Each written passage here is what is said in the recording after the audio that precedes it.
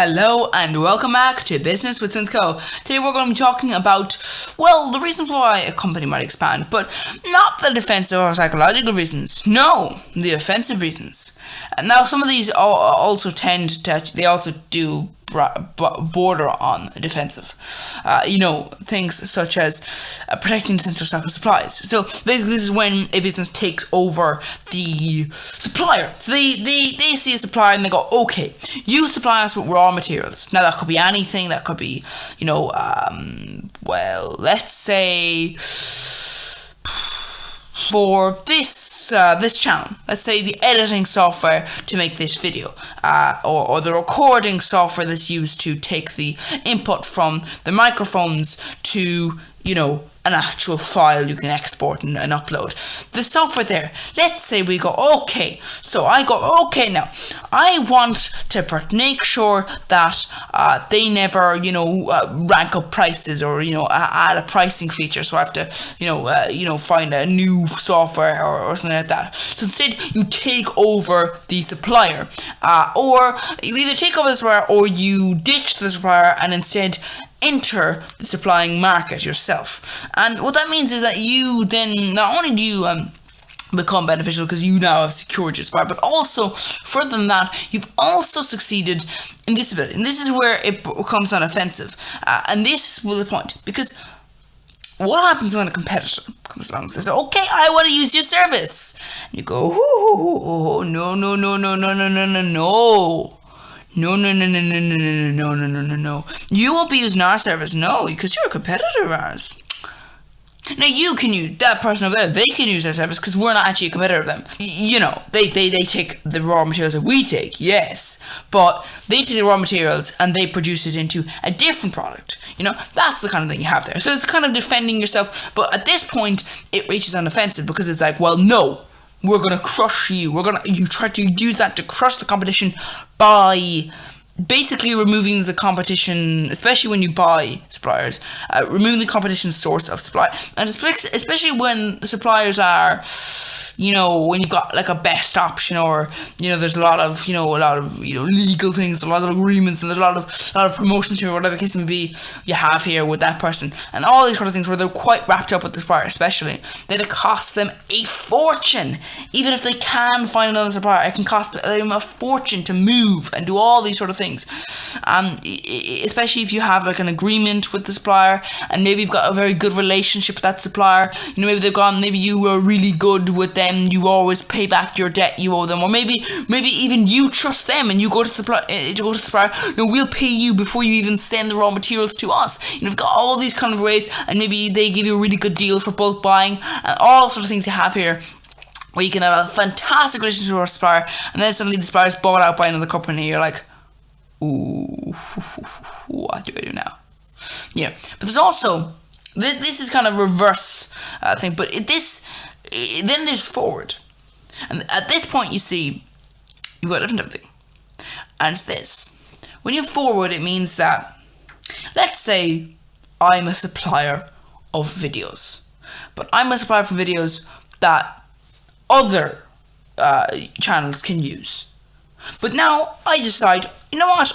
I'm actually going to start my own channel. And that's the kind of thing. You are further back. And basically, the channel distribution, you are further, well, not the channel distribution, because that includes suppliers, but when a product's being made, like for the point that it is literally the beginnings of the raw materials to give it to the customer. If you're somewhere in between, the customer and there's more people further down the line, you expand further down, and that means that you protect yourself, because let's say you supply things for a company. Now, you may still buy in raw materials and make a product out of it, but let's say you then take that product and you give that then to another company. Now, maybe that will be a raw material to them, and they'll change that product up even further, and they will, then create a finished product, or maybe they'll just basically be a retailer. Not so much a retailer, but like you just give them a basic product, and let's say it's unbranded, it's not anything like that, then you give it to them and they wrap their brand around it and they stick it up in the shops. Boom. But the problem is, let's say they go, okay, we've got a really good relationship with you, but guess what? We are actually becoming, we're moving backwards now into that area, so we're cutting you out. as a supplier. So, bye-bye then. That's a problem. Because then your business is entirely, that's a massive part of your business just dropped. So instead you go, okay, well actually we won't do that happen. What we'll do is we'll expand further into the market, and that way you protect yourself there. So that's one way that it borders on offensive. But then you also have clearly, offensive strategies. You've got like endless competition, all these other things. Anyway, so first of all, what we're going to look at is acquisition of new technologies or products. So instead of developing a product to compete with a competitor, or an option for a larger firm is to just take over, the smaller competition in order to own their products and just sell them. You have these kind of things where if you're a company, if you're a really large company, you just go, yeah, that's design. It's actually not that nice, but it sells well. It does take from us though. Yeah, we have a revenue of about $1 billion each year. So actually it's way more than that. We wouldn't really know. I don't really know the other people know that. Okay, so here, money. We own your corporation now. Anyway, let's start selling this stuff. This kind of thing where it's like, okay, this company buys the company and then takes over its things. Now, what happens when a business decides to remove competition by just taking over a business that sells a similar product or service? So multiple companies have tried to do this, but the problem, of course, is that this is a massive problem, especially in, let's say you've got a corporation that is massively successful. It has most of the sales in the industry, but no other corporation has the same amount of sales as they do. Not even close. But let's say they've got an 80% share of the market. Now, obviously, no other company has. It's not like another company is almost as big as them, or even just close, and they have 20%. No, you've got, let's say, 1,000 or 10,000 little corporations that all share that 20%. Now, some of them might have 1% or something like that. But the point is that at the end of the day, you've got all these little corporations that all do this thing, and the problem is they're still collectively 20%. But what happens if the business goes, okay, we actually got the money to buy out all of these businesses, or close to all, so we'll just buy a bunch of them. Buy, and suddenly now you're competing in a monopoly. That business is now a monopoly, and they control everything. Now, obviously, they may still let those businesses, have the name and trade as that, but the point is, they still get all the profits, and they still set the prices, and they do all that stuff. They control all of that. And the problem is that sometimes you do need to have, competition authorities, people to step in and go, oh, hold on a second there, bud, because that would be a monopoly. Wouldn't want that. Next, you have asset stripping. So this is when a business might purchase so that the buyers can sell off the company's assets to increase the return from investors. So this would be the whole point where it's like the business has absolutely no intention at all of running a business. They just go, we're going to expand. So, we're going to buy you, but instead we're going to expand into your territory. So we're going to buy you and eliminate you. We're going to shut you down though. We're going to just take all your assets, take all your buildings, take all these things, and just crush you. And this comes in two parts. Sometimes it's just a company will buy into business, take all their assets, and then just sell them off. And obviously, they'll technically sell them for a loss. But here's the thing. Those assets have now transferred into them. So they haven't actually made a loss. They just, let's say a business buys a business for £1 million. Now, let's say that business has 3 buildings.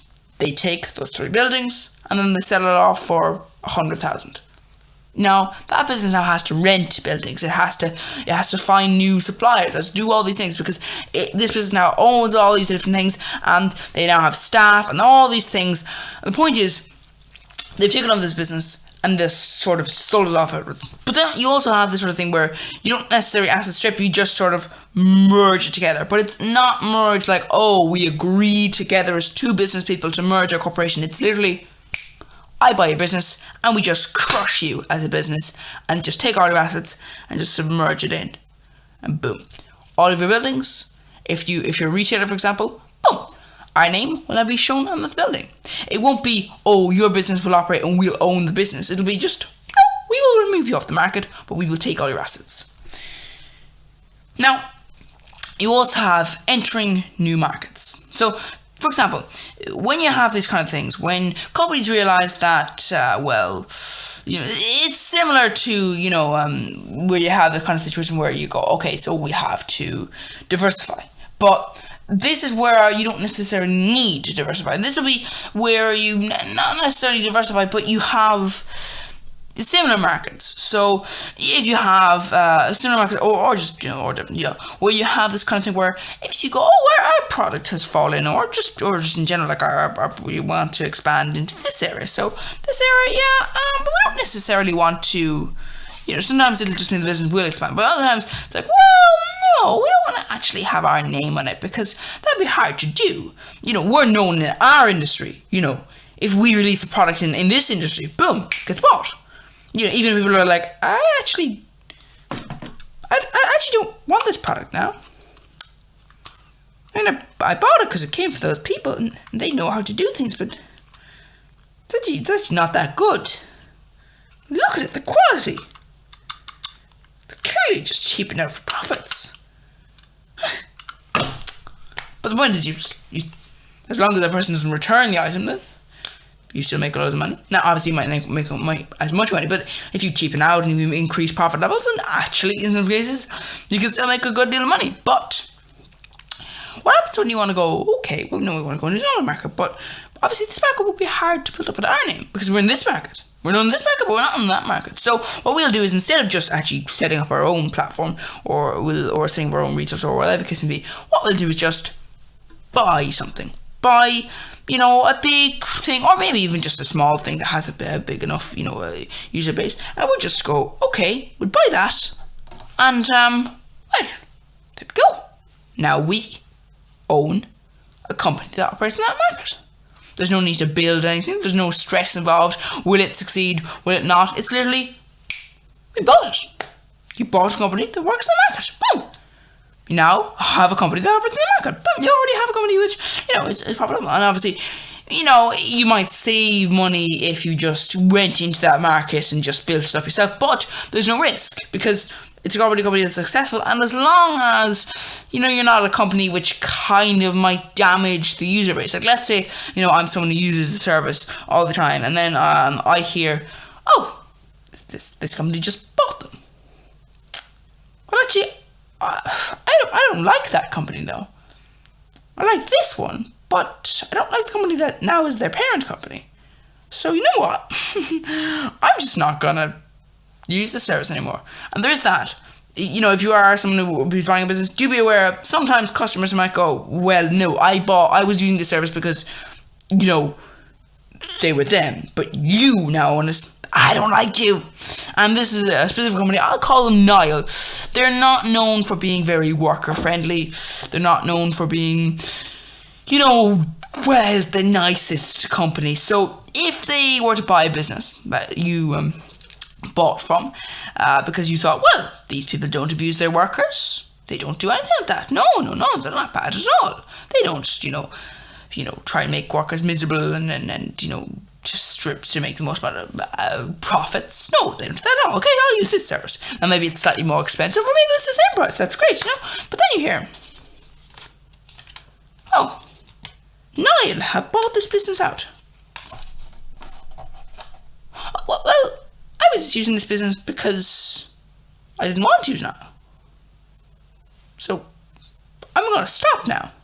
And this is kind of area I have here, which is like, well, obviously that gets getting slightly sidetracked, but that's my point. But so anyway, getting back to it. So entering new markets. So when you have this sort of thing, you have this kind of thing where, like, for example, this platform, YouTube, was bought by Google many years ago. And that's the sort of thing you have here, which it's like, well, they didn't have a service in that area, but you're entering a new market, but you also have something more. And that is the concept of synergy. So this is when this is the kind of idea where once the enterprises come together, the whole idea is that the potential of the two mangalated businesses together is higher than the sum of the two enterprises if they remain separate. So let's say two companies that can do that do things separately. Whatever they can do separately, if you put that together, but not as a amalgamated business, just put the two businesses next to each other, what can they achieve like that? Very little. You know, you got one business, you got one business. But those two businesses together, suddenly, well, you can, you know, as I said, you can do kind of asset tripping, you can have staff, you can have skilled workers, you can have all these sort of things you have here. And all that really comes, that kind of connects with synergy, where it's like, well, these are two businesses, if they come together, boom, suddenly you have this situation where you're better off. But here's the problem. Now and again, the customer will be better off. Let's say synergy means that the business can cut costs. So it means that they can go, okay, we can cut costs. That means we can reduce the price, you know? And obviously that can make the customer happy. But sometimes it's not like that. Sometimes it just means the business is great. Yeah, the business has increased assets. Let's say the profits of the two businesses put together. Let's say you got the total profits of both businesses and you add them together. That is less than the profits when those two businesses came together. You know, because those businesses were able to cut costs on both ends. They were able to, you know, do all these things. They were able to increase their bulk buying. All these other things. They bring the cost down. Boom. But what happens when they don't think, okay, let's bring the price down? Instead, they think, well, we don't actually have a competition anymore, so we can raise the price. Even more profits for us. And then in some cases you will have this sort of different. There's multiple things here, but like, it will benefit you as a business person if this is your position. You know, it's not like it won't benefit someone. Oh yes, it will. It'll benefit the business person. That's why it's an offensive strategy. But sometimes offensive strategies, well actually a lot of the time offensive strategies can be very bad for the consumer. Especially takeovers, because it can lead to monopolies. Anyway, that's all we have for you for this video. Thank you for watching, and if you want to view other videos, you can, and if you want to come back for next time, that would be great. You can also subscribe to the YouTube channel. All those things do have a whole bunch. If you don't want to view other videos, but now in the future, I'll just say this. Goodbye for everything, and I hope that you enjoy the rest of your existence.